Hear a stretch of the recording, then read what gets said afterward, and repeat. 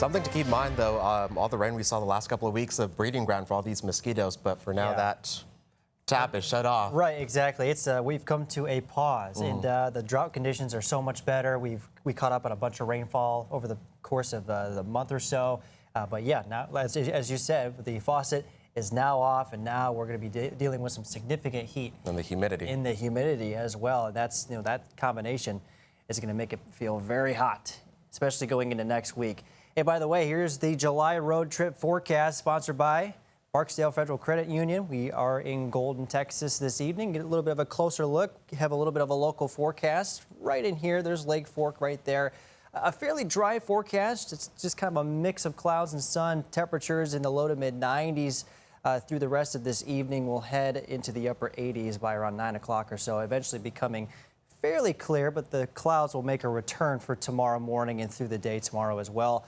Closer view at CBS19 live radar, the radar picture near Golden, showing a few passing showers. Very, very brief, nothing to really worry about too much. The general picture here showing these little brief, tiny showers moving from south to north. We've seen an increase in humidity given a southerly wind that will continue into the next several days alongside this strong ridge of high pressure, which is going to be centered mainly across the Four Corners region. It will start to move a little bit closer as we go towards next week, and that's where we'll really see those high temperatures. The hottest temperatures are going to be further off to the north and west, but we're going to be basically kind of on the outskirts of it. Still going to be enough to see some hot temperatures, not record high temperatures, but enough to really cause some issues. We do have a pretty long stretch of weather impact alerts beginning on Monday, but for the weekend, 97, 98 will become sunny altogether for Sunday, Monday, and the days ahead. Because of that ridge of high pressure, I think we'll hit that century mark by Monday, and we'll continue to climb from there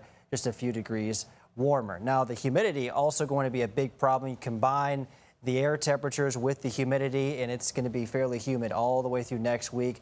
We're likely going to see feels like temperatures anywhere between about 105 to 110. So you can see 101 by Sunday, 104 by Monday, and then pretty close to 110 by the time we get to Wednesday. 108 degree feels like temperatures on Wednesday. This is enough to warrant at least some heat advisories for next week. And now, given that heat, definitely just don't forget, beat the heat, check the back seat. If you have any children or pets in the back seat, don't leave them out in this heat. I mean, this is going to be some very dangerous heat. Even the heat that we're dealing with right now, the inside of your car can get well above 100 degrees.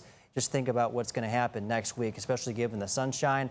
It's not going to be a good situation. So definitely don't forget that into next week especially. Now for tonight, kind of a mix of clouds overhead, temperatures very warm. It'll be sticky out there. Temperatures in the upper 70s for the overnight. And then your 7-day forecast showing that stretch of weather impact alerts so far Monday, Tuesday, Wednesday, and Thursday. Highs between about 100 to 103 degrees, overnight lows in the 80s potentially, and that really goes to show how humid it's going to be. So definitely make sure to stay cool and stay hydrated, especially in the next week.